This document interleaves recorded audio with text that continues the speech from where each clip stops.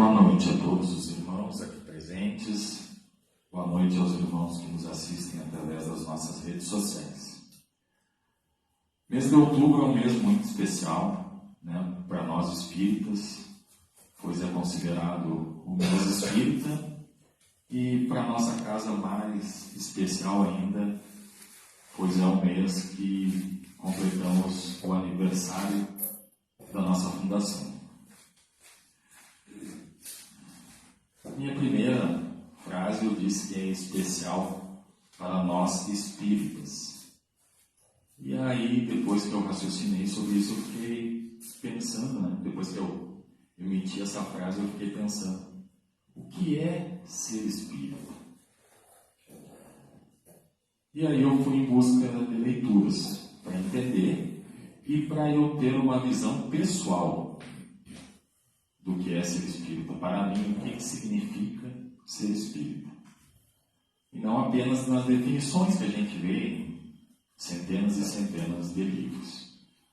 Então, no primeiro momento, eu já me deparei na Revista Espírita com uma frase de Allan Kardec, que eu vou falar brevemente, de forma resumida, que diz que ser espírita é acreditar na existência dos espíritos e acreditar na nossa capacidade de comunicação com eles.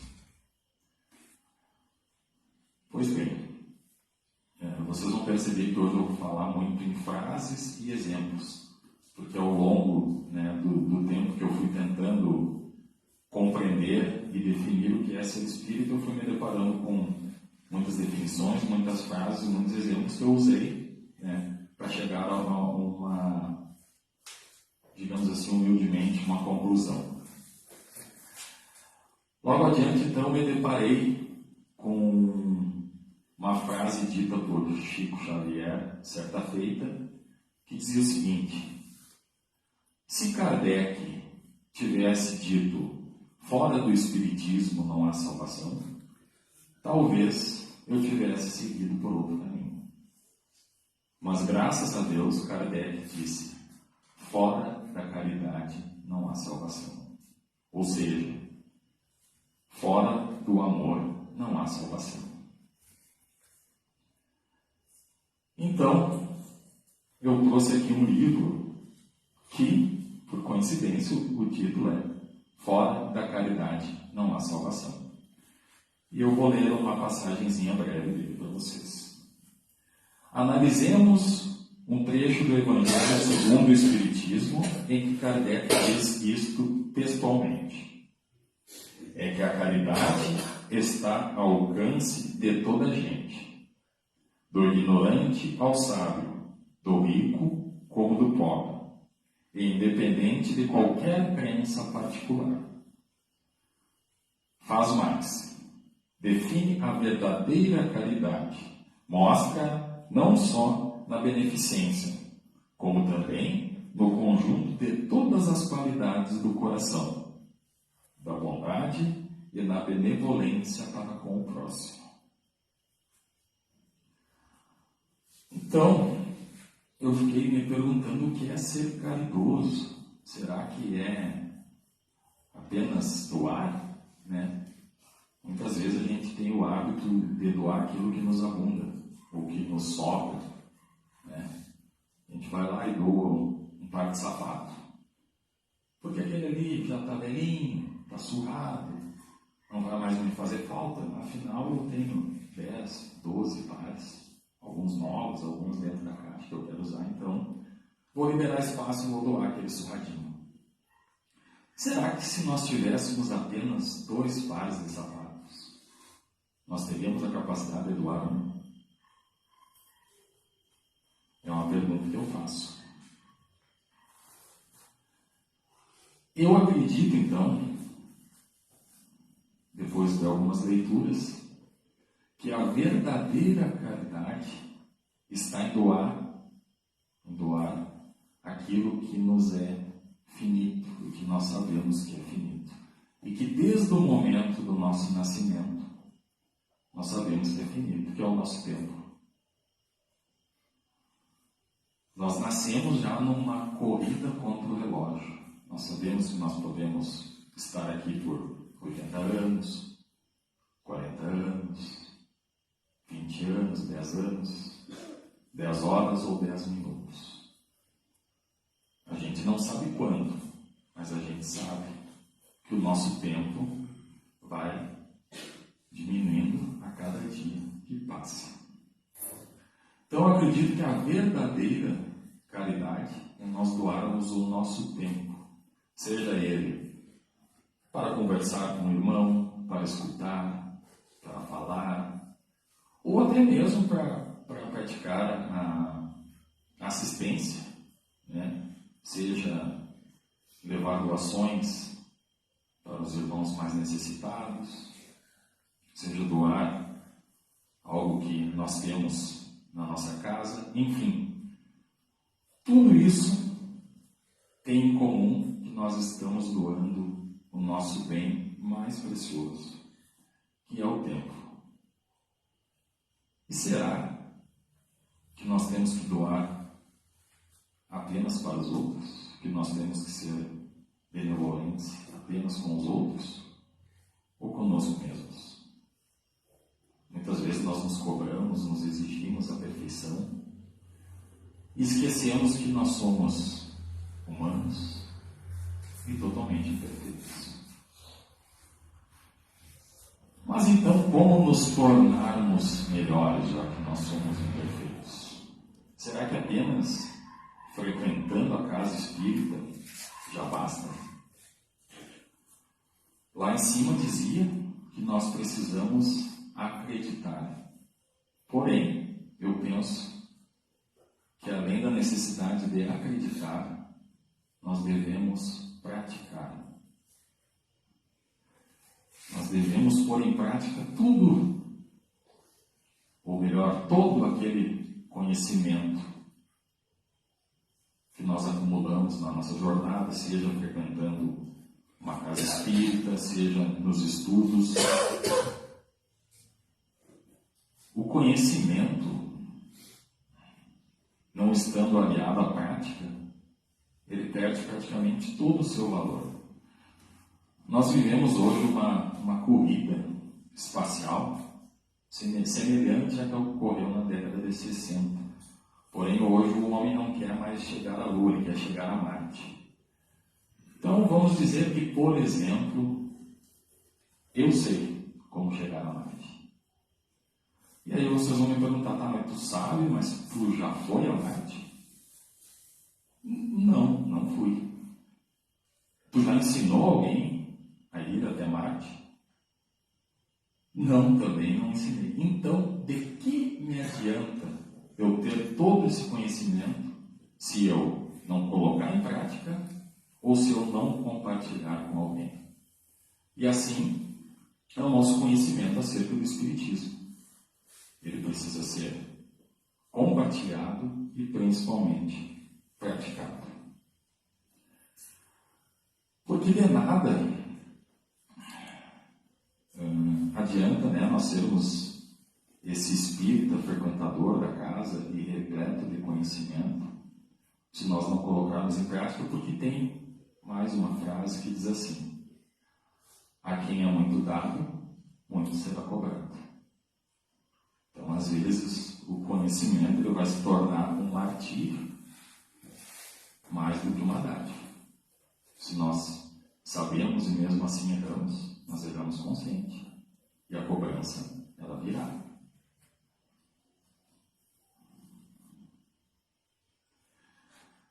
Muitos que não têm todo esse conhecimento, que não frequentam uma casa,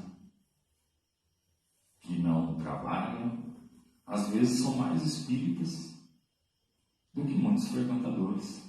Por quê? Porque eles vivem, mesmo sem saber, os preceitos do Espiritismo.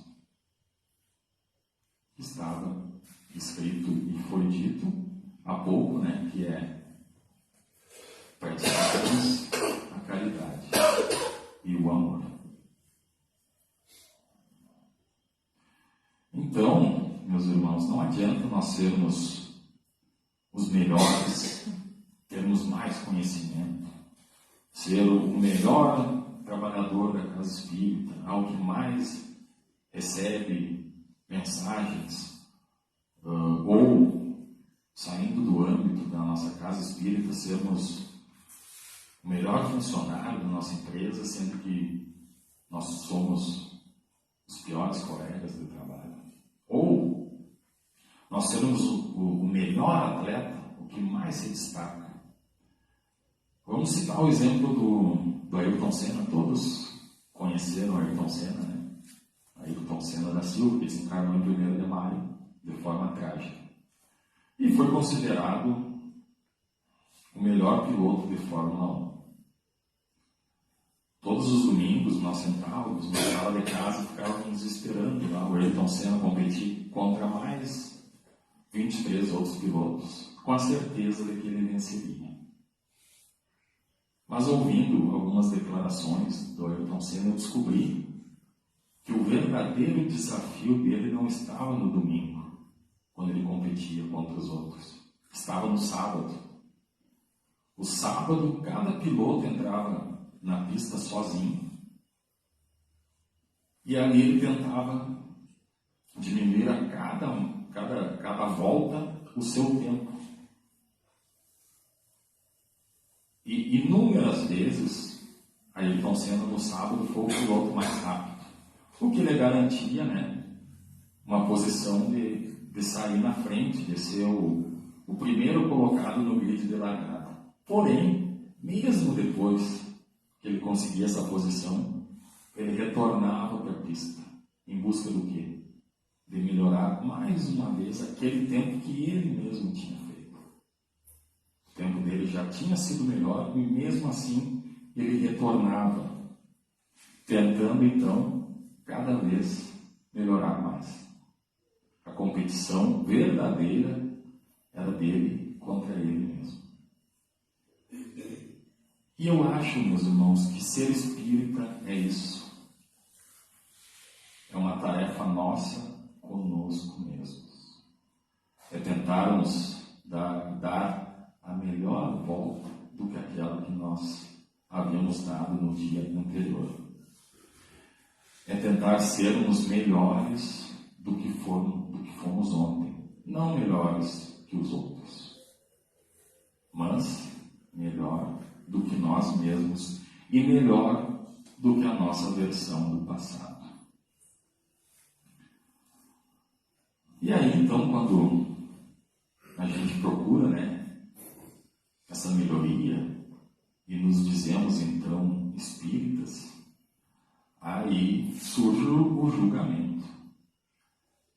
Então tu é espírita, então quer dizer que, né, tu tem que ser perfeito, tu tem que falar baixinho, tu não pode se irritar, tu tem que ter as respostas para todas as perguntas.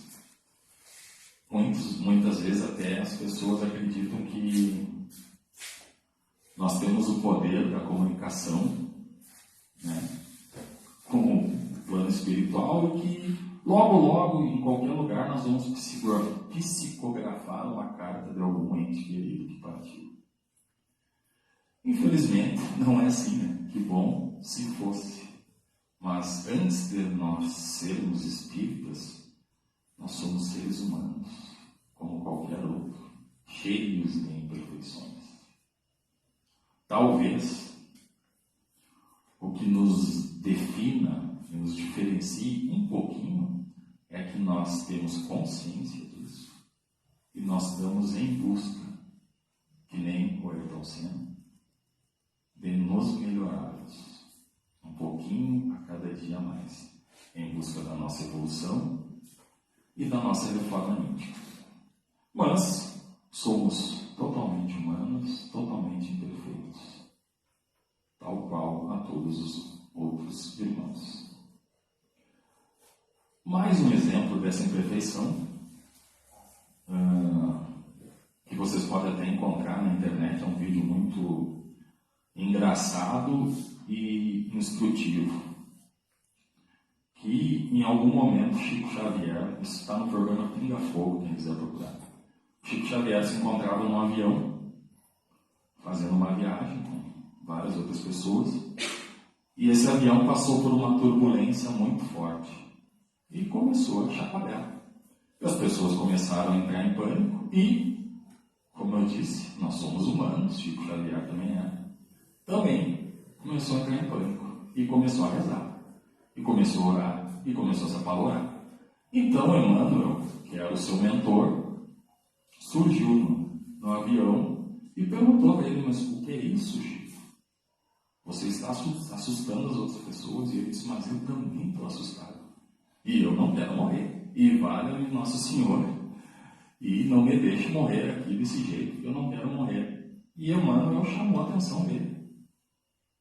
Você não é um espírito evoluído? As pessoas ficam esperando, né? De você uma atitude nobre. E ele disse: mas eu não vou ter atitude nobre, eu estou com receio e eu não quero morrer. E começou a rezar. E aí então Emmanuel disse: bom, se você acha que vai desencarnar, se acha que vai morrer, ao menos morra com dignidade. Né? Então, se Chico Xavier, né, demonstra nessa passagem, nesse exemplo contado por ele mesmo, que ele também carregava sua parcela humana, sua parcela de imperfeições, o que resta para nós? E mais um exemplo, tornei para você, que é o último da noite. Aconteceu comigo. Eu estava no velório de um pai de um amigo meu, que na verdade ele era meu amigo e eu acabei também criando uma amizade com o filho dele. E aí, quando nós estávamos partindo para o sepultamento, o filho dele me procurou aos prantos e me disse assim: Darlan, tu que é espírita, me diz como é que eu vou reagir agora. Só que ele veio de olhos fechados, aos prantos, chorando, e ele não percebeu que eu estava chorando mais do que ele. Por quê? Porque eu, antes de ser espírita, eu também sou humano. E às vezes as pessoas não percebem, ficam procurando, né, essa perfeição. Então eu estava mais em prantos do que ele mesmo. O que talvez vá nos ajudar, num caso assim de desencarne, nós tendo o conhecimento da doutrina, será na aceitação depois. Mas a dor, o sofrimento e a saudade, todos sentem da mesma forma. Dito isso, meus irmãos, então eu acabei chegando à humilde conclusão que ser espírita é ser do bem, é praticar a caridade, o desapego e o amor ao próximo e principalmente a si mesmo na sua jornada. Uma boa noite a todos.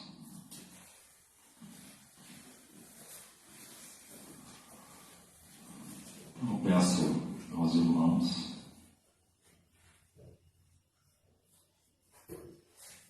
que relaxem o seu corpo, esvazie a sua mente e elevem o seu pensamento a Deus, que é nosso Pai bom e misericordioso. Pedimos aos trabalhadores espirituais da nossa casa que concedam a cada irmão que aqui se encontra ou que se encontra nos seus lares as energias necessárias para o refazimento do seu corpo físico e do seu espírito. Que possamos sentir essa energia, começando pela nossa cabeça, irradiando para todo o nosso corpo. Essa energia é uma centelha divina que nos dá vida, saúde, harmonia, tudo aquilo que nós mentalizamos que necessitamos, pois o pensamento é a força que conduz a nossa alma. Que tenhamos uma semana iluminada, abençoada, e que possamos levar para os nossos lares tudo que aqui recebemos. Que assim seja.